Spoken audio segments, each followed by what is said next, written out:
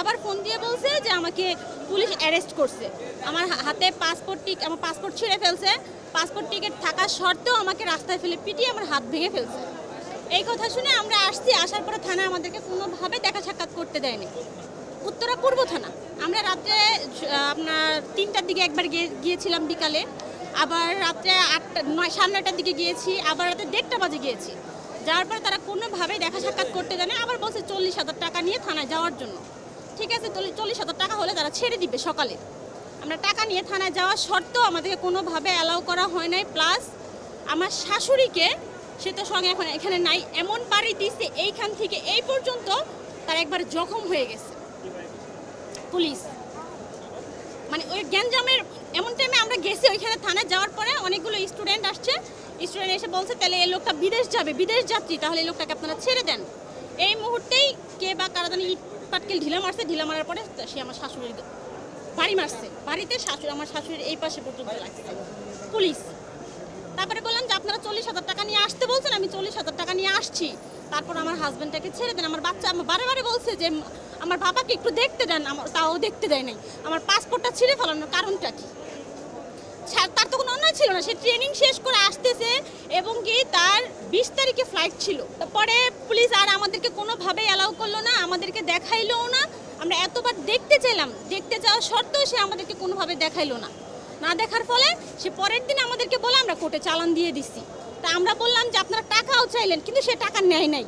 টাকা চাওয়া হয়েছে আমাদের কাছে 40,000 টাকা। আবার থানায় গেছি, পরে বলে কি খানকির বাচ্চা এখান থেকে যা লাথি না খাইতে। তা আমাদের এখানে অন্যায় তো কোনো অন্যায় ছিল না। তার নাম হচ্ছে আপনার মোশারফ, আইডি কার্ডে ছিল সে এসআই নাকি সেটা জানি না, কিন্তু এখানে একটা ব্যাচ ছিল, ব্যাচে তার নাম লেখা ছিল মোশারফ। সেটা আমরা শুধু দেখেছি না, আমরা সেটা অবশ্যই খেয়াল করে তাকে আমরা জিজ্ঞেস করছি যে এখানে আপনারা কেন ধরে নিলেন বা কী আসে এই বিষয়। সে বলে সে গ্যাঞ্জামের ভিতরে ছিল। সে যে গ্যাঞ্জামের ভিতরে ছিল, যখন 1:06 তাকে আমরা ফোন দিছি, সে শুধু বললো চারদিকে শুধু ধোঁয়া, আমি কিছু চোখে দেখতেছি না, মানুষ যারাই পাইতেছে তারাই নাকি গুলি করতেছে। এটা শোনার সঙ্গে সঙ্গে কিন্তু আমরা গাজীপুর থেকে রওনা হয়েছি রিক্সা নিয়ে, ওনাকে আমরা নিয়ে আসবো।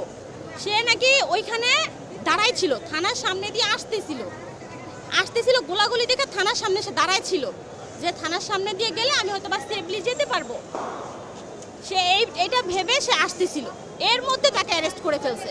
তখন আমি পুলিশকে যখন বলছি যে আমার হাজব্যান্ডকে দেখতে দেন, বা ওর হাতে পাসপোর্ট ছিল, তারপর সে জর্ডান যাবে, সে গার্মেন্টসে যাবে, যে 20 তারিখে সে জর্ডান যাবে, কিন্তু তাকে 18 তারিখে অ্যারেস্ট করা হয়েছে।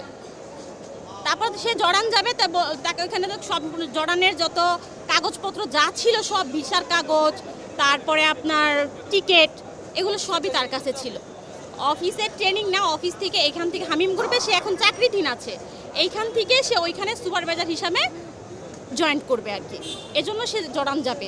আমার এই বাচ্চাটা হসপিটালে ছিল ওই দিন, আমি হাতে ক্যানেলা সহ তাদের কাছে গেছি, তারপরও তারা আমার কোনো কথাই শুনতে চেষ্টা করে নাই।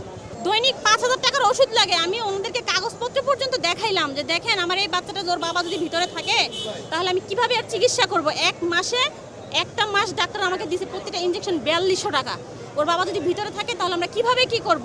কোনো কথা পুলিশ আমাদের শুনতেছে না। আমার বাচ্চা পর্যন্ত বলছে আমার বাবাকে দেখতে দেন, আমি আমার বাবার কাছে যাব, তারপর ওর বাবার কাছে যেতে দেওয়া হয় নাই।